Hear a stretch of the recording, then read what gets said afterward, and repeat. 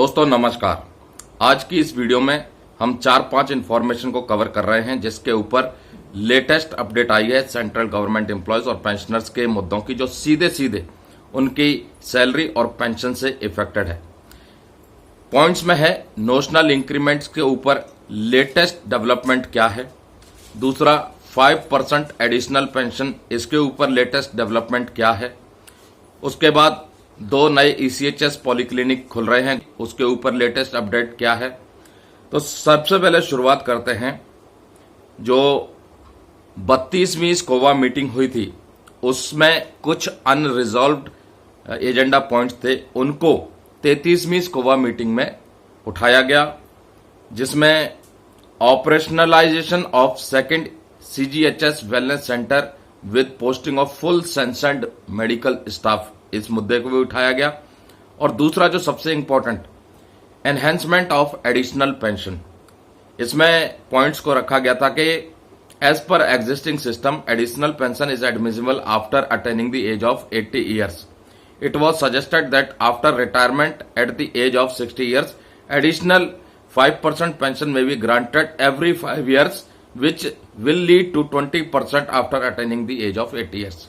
यानी कि मौजूदा जो एडिशनल पेंशन मिल रही है वो 80 साल की एज कंप्लीट होने के बाद मिल रही है, लेकिन रिटायरमेंट के बाद यानी 60 साल के बाद हर 5 साल बाद 5% एडिशनल पेंशन में बढ़ोतरी होनी चाहिए। इस पॉइंट को उठाया गया। तो इसके जवाब में joint secretary department of expenditure ने इन्फॉर्म किया कि ये मुद्दा already budget division department of economical affair के साथ कंसल्टेशन किया गया था, और ये जो प्रपोजल है ये पेंशन के ऊपर एक बड़ी लायबिलिटी है। क्यों? आगे लिखा है the proposal has huge pension liability on account of old pension scheme and is also increasing year after year. Further, if the proposal is accepted, it is also likely to have a cascading effect on the government's finance, since similar demand would arise from the retiring state government employees. Hence, due to financial constraints, the proposal has not been agreed to. यानी कि जो 5% additional pension हर 5 साल retirement के बाद, यानी 65 साल, 70 साल, 75 साल, 80 साल, 5% एडिशनल पेंशन का जो मुद्दा है ये एग्री नहीं हुआ है। In view of the request made by SCOVA Pensioners Welfare Association, the chairman SCOVA suggested to Department of Pension and Pensioners Welfare to look into matter again. इस मुद्दे को दोबारा से विचार करने के लिए बताया गया है। मुद्दा क्या है? जो इन्होंने तर्क दिया वो ये दिया है कि ये पेंशन का जो मुद्दा है, ओल्ड पेंशन का, ये ऑलरेडी एक ह्यूज लायबिलिटी है, और 5% एडिशनल पेंशन का ये जो मुद्दा है ये कैस्केडिंग इफेक्ट डाल सकता है।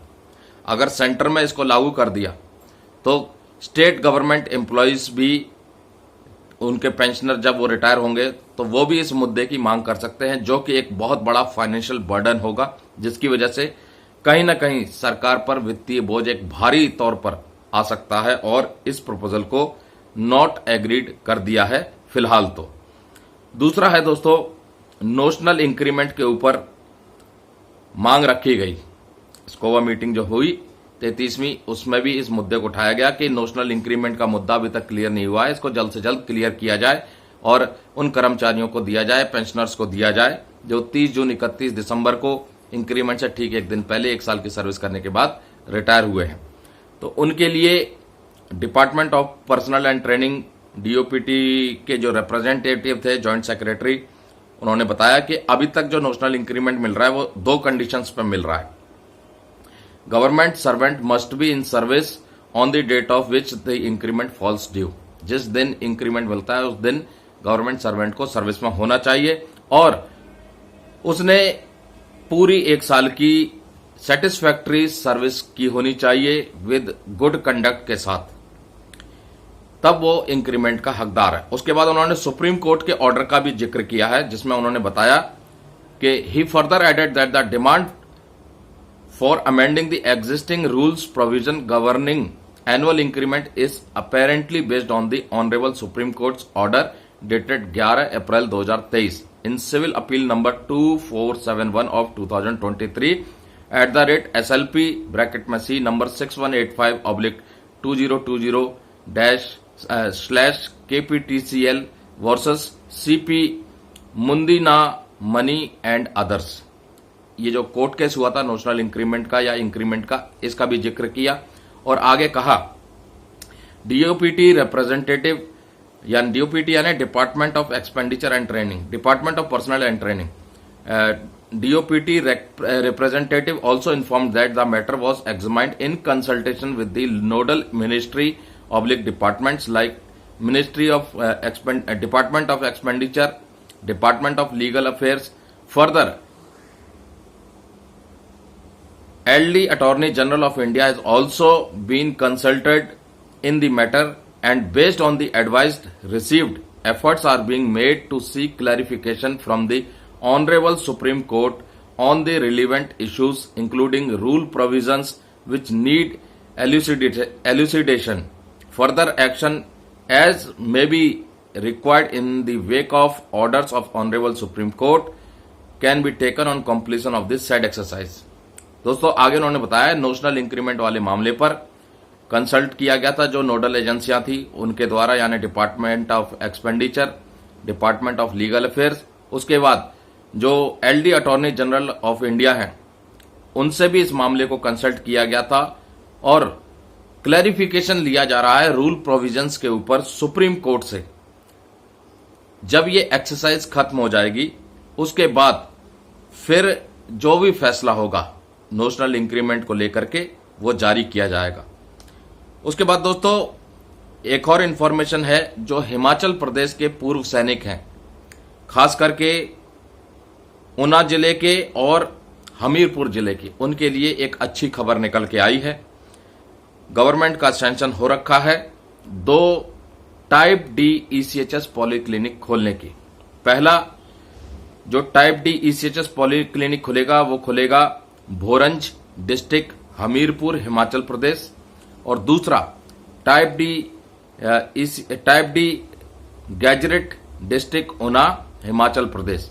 तो ये एक अच्छी खबर है। वहां के जो पूर्व सैनिक हैं वो मेडिकल फैसिलिटी से, ECHS फैसिलिटी से अभी तक वंचित थे, उनके लिए एक अच्छी खबर निकल के आई है इन दोनों जिलों के पूर्व सैनिकों के लिए। उसके बाद दोस्तों एक चिट्ठी और है, इसमें ये चिट्ठी जो निकाली है government of India, ministry of finance, department of expenditure, central pension account office new Delhi. इन्होंने लिखा है, इसका सब्जेक्ट है addition of some new pension category under OPS। Old pension scheme के अंतर्गत कुछ नई कैटेगरी का एडिशन किया गया है। अब ये 4 कैटेगरी हैं। क्या है 4 category? Compulsory retirement cases, invalid pension cases, compassionate allowance cases, absorption pension case यानी प्रो राटा पेंशन, और इनकी कैटेगरी कोड जो दिया है, कंपल्सरी वालों का Q दिया है, इनवैलिड वालों का I दिया है, कंपाशनेट अलाउंस वालों का R दिया है, ऑब्जॉर्प्शन पेंशन केस का P दिया है। अब ये क्या है? The category mentioned above have been made live in CPAO, central pension account office में। ये जो 4 कैटेगरी हैं अभी जो मैंने आपको पढ़ के बताई, ये अब अवेलेबल रहेंगी लाइव। अब the banks need to process pension cases of these categories on receipt of the same. अब इन 4 कैटेगरी के पेंशन केसेस बैंक्स को प्रोसेस करने पड़ेंगे जैसे ही वो रिसीव करते हैं। ये डायरेक्शंस दे दी गई हैं सभी CPPs के हेड्स को, GBDs के हेड्स को, जो भी ऑथराइज बैंक हैं उनको डायरेक्ट कर दिया गया है to update their system in order to consume new format of SSAs and ESSAs for above mentioned categories. इन चारों कैटेगरी के लिए ये निर्देश जारी कर दिए गए हैं। तो दोस्तों ये कुछ लेटेस्ट इंफॉर्मेशन थी टाइप डी ECHS पॉलीक्लिनिक की, 5% एडिशनल पेंशन की, नोशनल इंक्रीमेंट का जो लेटेस्ट डेवलपमेंट निकल के आया है उसकी, और उम्मीद करते हैं दोस्तों ये जानकारी आपको अच्छी लगी होगी। ऐसे ही जो इंफॉर्मेशन है आपके सैलरी पेंशन से संबंधित, सेंट्रल गवर्नमेंट एम्प्लॉयज पेंशनर से संबंधित हम लेके आते रहेंगे।